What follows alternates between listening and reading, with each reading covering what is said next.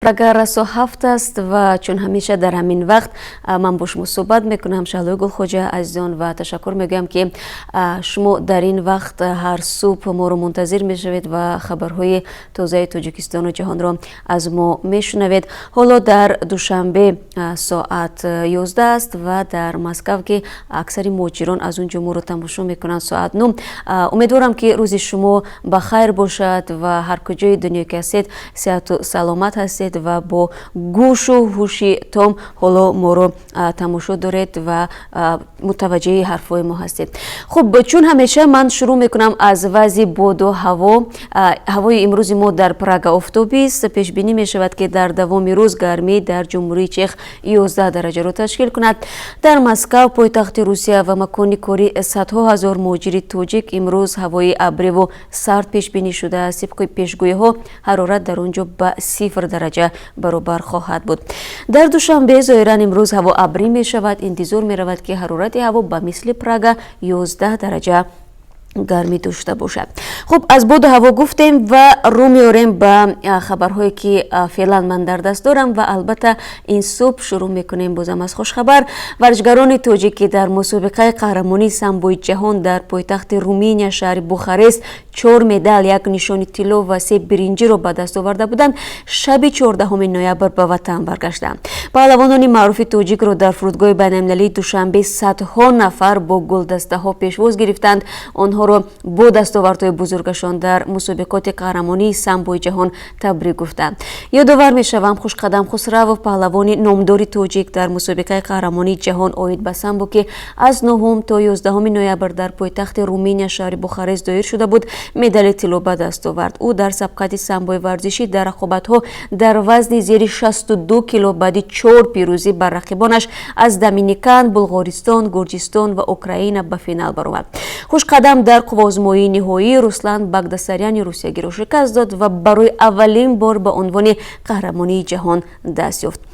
ҳамкорони мо ҳам соати 2 шаб ба пешвози варзишгарон рафта буданд ва бо истифода аз фурсат албатта бо худи Хушқадам Хусравов суҳбат карданд ва умедворам ки чун ҳамеша шумо бинандагони азиз дар барномаи хабарӣ моро ҳамроҳӣ мекунед ва имконият хоҳед дошт ки назари Хушқадам Хусравро дар бораи пирӯзиаш ва ҳамчунин дар бораи таъссуроташ аз он ки қаҳрамони ҷаҳон шудааст бишнавед. Хуб, мо шуморо дар барномаи хабарӣ дар ҷараёни рӯз мунтазир мешавем. ҳамин гуна имрӯз додгоҳи Москав ҳукми ташкилкунандагони занозанӣ дар қабристони Хованскайро эълон мекунад. Александр Чабуев, собиқ раҳбари минтақавии муассисаи Ритуал ва раиси созмони варзишӣ Александр Бочарников дар ташкили задухурди бузург дар моҳи майи соли 2016 муттаҳам мешаванд ки дар он 3 муҳоҷири тоҷикро куштаву 10 нафари дигарро маҷрӯҳ карда буданд. Бар иловаи 2 нафар 14 каси дигар низ дар курсии айбдорӣ нишастанд.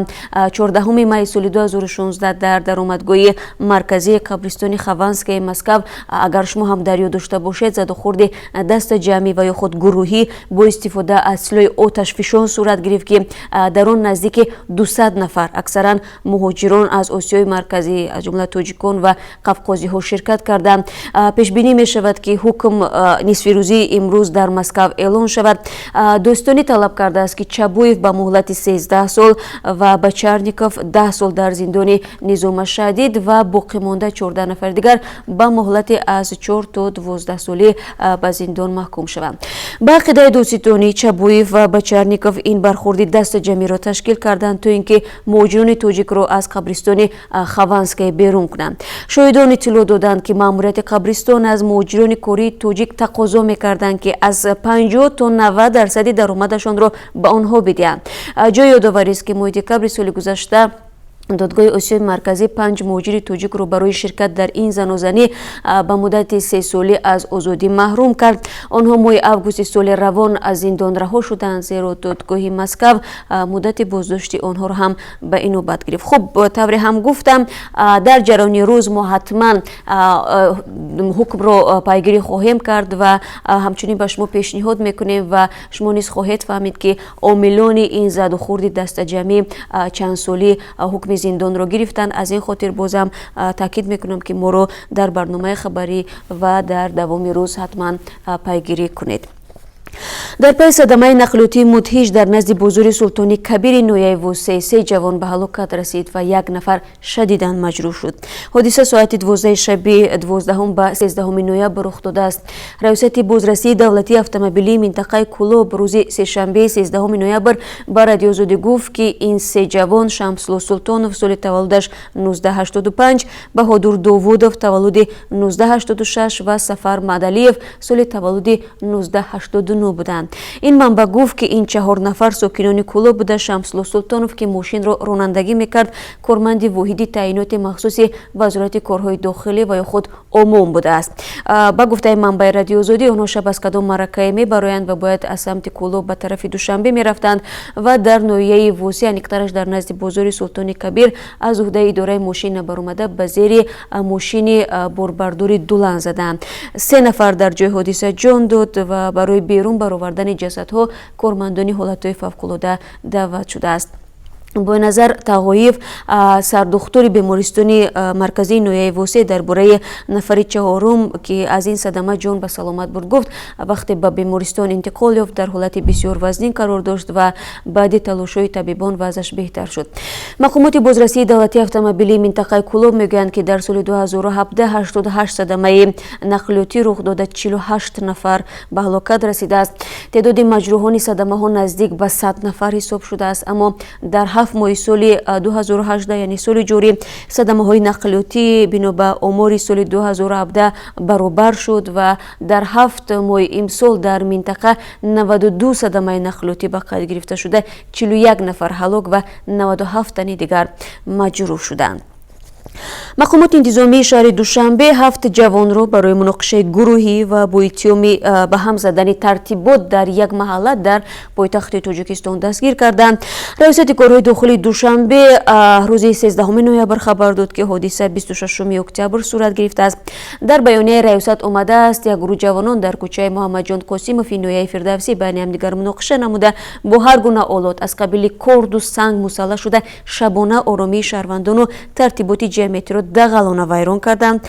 و گفته مقامات در نتیجه تفتیشات معین کرده شد که 2 گروه جوانان بین همدیگر مناقشه کرده با واسطه کرد و دیگر آلات به طور وحشیانه همدیگر را زیر لط و کوب شدید قرار دادند. اکثر بازداشت شده ها که رئیست امور داخلی نام و عکس‌هایشان را نشر کرده است دانشجو بودند. از جمله یکی از آنها عبدالله عبداللهیف 19 ساله دانشجوی کورس 4 دانشکده حربی وزارت مدافعه بوده است که در جریان مناقشه زخمی شده در بیمارستان است. 2 نفر آنها حقوقشناسان آینده از دانشگاه ملی بودند. در مناقشه در مجموع 3 نفر زخم‌های عمیق برداشتند. ضمن پیشبرد کارهای تفتیشاتی معین کرده شده است که نامبردگان بین همدیگر مناقشه نموده. در نتیجه شهروند اعظمov سعیرحمان با کرد قبلا در دست داشته خود با یک بیرحمی مخصوص به قفس سینه شهروند عبداللهیف عبدالله و ظهورov خدابخش زده به آنها جراحت وزنی جسمانی رسانده است. در ادامه مناقشه و حمله جوابی خود شهروند اعظم سعیرحمان با ضرب کرد جراحت جسمانی گرفته در بیمارخانه بستری است. رئیست نگفته است که جوانان برای چی جنگ و دعوا کردند. در خبر آمده است مناقشه با دعوت 1 نفر صورت گرفته است و علیه همه آنها پرونده جنایی با ماده اوباشی در هیئت گروهی باز شده است. در خبر آمده است تعداد شرکت کنندگان در مناقشه زیادتر بوده است و معلوم کردن و جستجوی دیگر عاملان جنگ و دعوا ادامه دارد. باید بگم که سالهای اخیر مناقشه های گروهی و کردزنی در بین جوانان تاجیک زیاد شده است و به حدی که رئیس جمهور تاجیکستان ملی رحمان نیز از این تمایل اخیراً اظهار نگرانی کرده بود. شکرجان ظهورov رئیس مجلس نمایندگان تاجیکستان با پاتریس ورشر رئیس گروه بین پارلمانی دوستی فرانسه و آسیای مرکزی در پاریس دیدار و ملاقات کرده است. محمد عطا سلطانov رهبر دفتر مطبوعات مجلس نمایندگان در صحبت با رادیو آزادی گفت 2 طرف مسائل روابط دوجانبه تاجیکستان و فرانسه از جمله رابطه‌های بین پارلمانی 2 کشور را بررسی نمودند. شکرجان ظهورov در جریان صحبت توجه فرانسه را به امکانات‌های همکاری در بخش امنیت، انرژتیکا، کشاورزی، نقلیات و مخابرات و سیاحی، معارف و فرهنگ جلب کرده است. جانب‌ها همچنان در مورد امنیت منطقه مخصوصاً در موضوع وضعیت کنونی در افغانستان گفتگو کردند. با نزدیک آمدن پایان موسم تیرمایی دعوت به ارتش مقامات در ناحیه لخش روی غیر مقرره جلب جوانان به صف نیروهای مسلح را پیش گرفتند. مقامات ناحیه امر دادند آن روستاهایی که نقشه جلب جوانان به ارتش را اجرا نکردند از نیروی برق محروم شوند. دهه کوشقبه در جمعیت سرخاب یکی از چند دهات ناحیه لخش است که چند روز باز در تاریکی مانده است. به قول مصاحبان رادیو آزادی از جمعیت سرخاب که دهات جلومبی، سوغات، کوشقبه و شیلبیل با آن شاملند، تا کنون 3 نفر با دعوت کمیسریت نظامی به صف ارتش تاجیکستان رفتند و نقشه جماعت آنها با همین اجرا شده است. اما نه تنها دهه کوشقبه بلکه دهات میدان ترک، اقصای هم عین سرنوشت را داشتند و اهالیشان را برای بی‌اعتنایی به دعوت کمیسریت حربی و نفرستادن جوانان به صف نیروهای مسلح از نیروی برق محروم کردند. یکی از کارمندان اداره برق در ناحیه لخش به رادیو آزادی گفت در واقع دستور گرفتند که نیروی برق دهه کوشقبه را قطع کنند. اهالی دهه بعد آن از نیروی برق محروم شده است که کارمندان اداره برق آمده و دهه را از سرچشمه تقسیم برق یعنی ترانسفورماتور جدا کردند. اما با گفته مصاحب رادیو آزادی ساکنان دهه از ترانسفورماتور دوم که به یک خواجگی دهقانی تعلق دارد برق گرفتند ولی دوباره آنها را از این منبع نیز محروم کردند. همصحبت رادیو آزادی افزود انتقال نیروی برق به دهه کوشقبه را روز 12 نوامبر سر گرفتند با وجود آنکه کسی از جوانان دهه به ارتش نرفتند. به قول او دهه فقط 3 روز نیروی برق نداشت. مصاحب رادیو آزادی افزود به ارتش نرفتن جوانان از دهه آنها سبب دارد، زیرا قسم تحصیل میکنند، قسم دیگر باشد در روسیه هستند به حیث مهاجر. خب موسم تیرمایی دعوت به صف ارتش تاجیکستان با فرمان رئیس جمهور امالی رحمان ماه اکتبر شروع شد و تا آخر ماه نوامبر ادامه میکند. در این مدت جوانان از 18 تا 27 ساله به صف ارتشی ملی، نیروهای مرزبانی، قوه‌های وزارت امور داخلی دعوت میشوند. در وزارت دفاع که مسئول تشکیل سفربری جوانان است به رادیو آزادی گفتند که دعوت باید به رعایت تمام قاعده صورت بگیرد و داوطلبانه و قانونی باشد.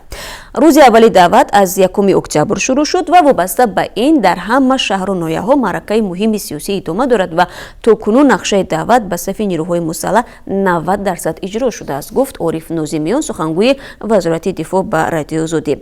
دعوت به صف نیروهای مسلح تاجیکستان همه ساله با مشکلات همراه است، زیرا در بعضی از منطقه‌ها جوانان از خدمت در ارتش و دیگر واحدهای نظامی و قدرتی سرپیچی میکنند. بعضی‌ها با ختم مکتب و پیش از رسیدن موسم تیرمایی برای کار به روسیه میروند. قسمت دیگر که به دانشگاه وارد شدند استثنا هستند و حق دارند تا انجام تحصیل به ارتش نروند. خب در اینجا به همه اونهایی که این لحظه ها با ما پیوستند بار دیگر درود میفرستم و تشکر میگویم که ما رو تماشا دارید. شعله گلخوجه هستم با خبرهای تازه از تاجیکستان و جهان و صحبتمون رو با خبرهای جهانی پای میگیریم. شبکه تلویزیونی CNN دونالد ترامپ و ماموریت او را در زمینه بیکار کردن اعتبارنامه خبرنگارش جیم آکوستا به دادگاه کشید.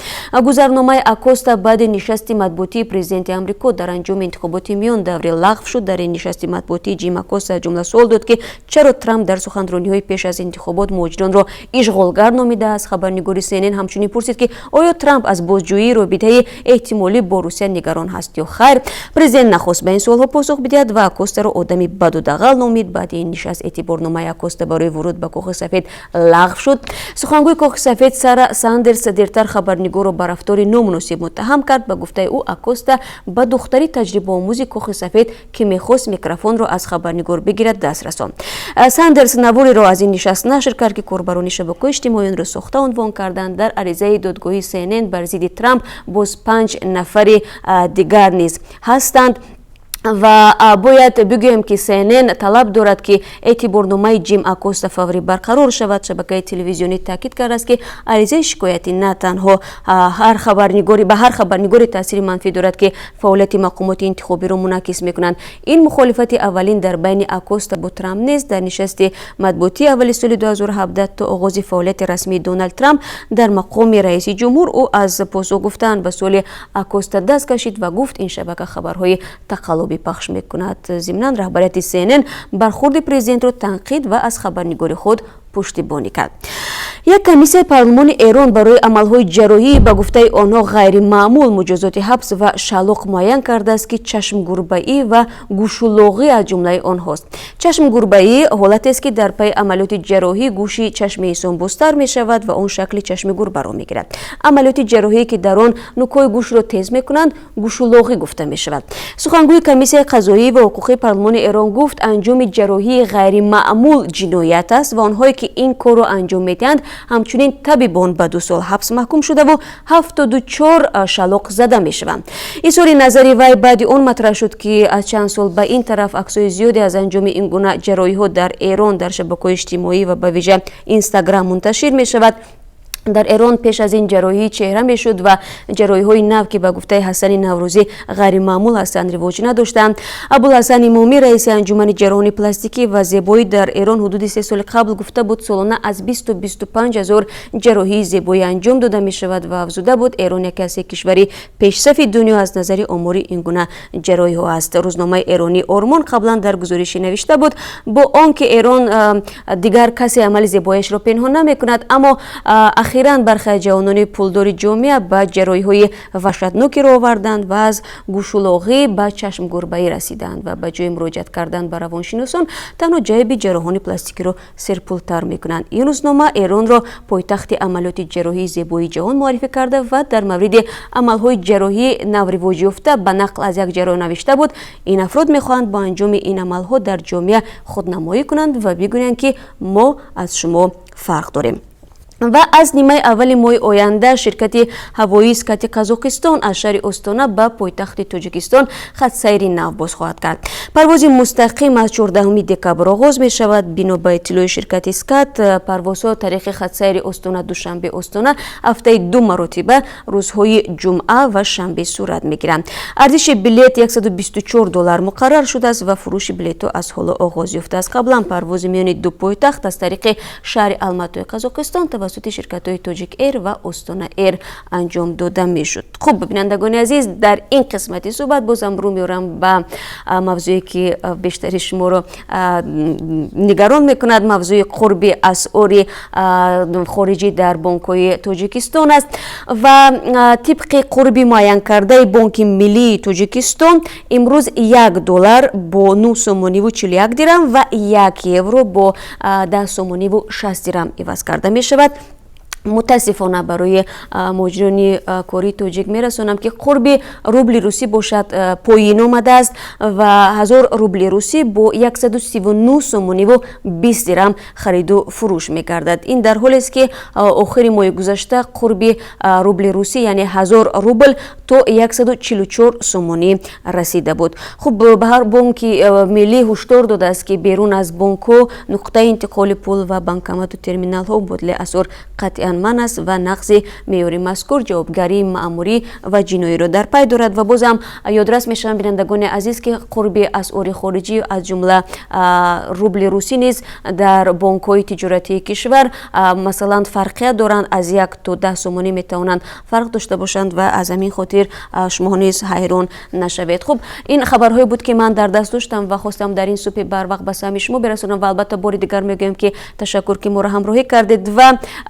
فراموش نکنید که ما دیروز برنامه خبری داشتیم که سرشار از خبر و گزارش‌های جالب بود و شما میتونید با آزادی ویدیو روید و این برنامه خبری و همچنین گزارش‌های دیگر رو تماشا کنید. از جمله یک گزارش ما مربوط به نرخ و نوا در بازارهای شهر دوشنبه بود که شما هر روز از ما در جریان پخش مستقیم این سوال رو میکردید. همکاری ما به واسطه رفت و با خود تاجران صحبت کرد که نرخ و نوای ارد و از جمله دیگر محصولات نیازی اولیه مردم چند است و شما میتونید این برنامه و همچنین این خبر رو در آزادی ویدیو تماشا کنید و خودتون نیز در جریان باشید. خب البته طوری هم یادآور شدم امروز ما چند خبر در حال تحول داریم و از این خاطر بازم دعوت میکنم که ما رو پیگیری کنید و درباره و شما میتونید صحبت ورزشگری تاجیک رو در جریان روز تماشا کنید و همین گونه درباره حکم دادگاهی در نسبت تشکیل کنندگان زن و زنی در قبرستان خوانسکی روسیه معلومات بگیرید. از این خاطر از اون همه شما رو ما در جریان روز باز در آزادی ویدیو کانال رادیو آزادی منتظر میشویم. تشکر برای همراهی. من با شما خداحافظی نمیکنم و بعد از 3 ساعت دیگر شما رو باز منتظر میشوم.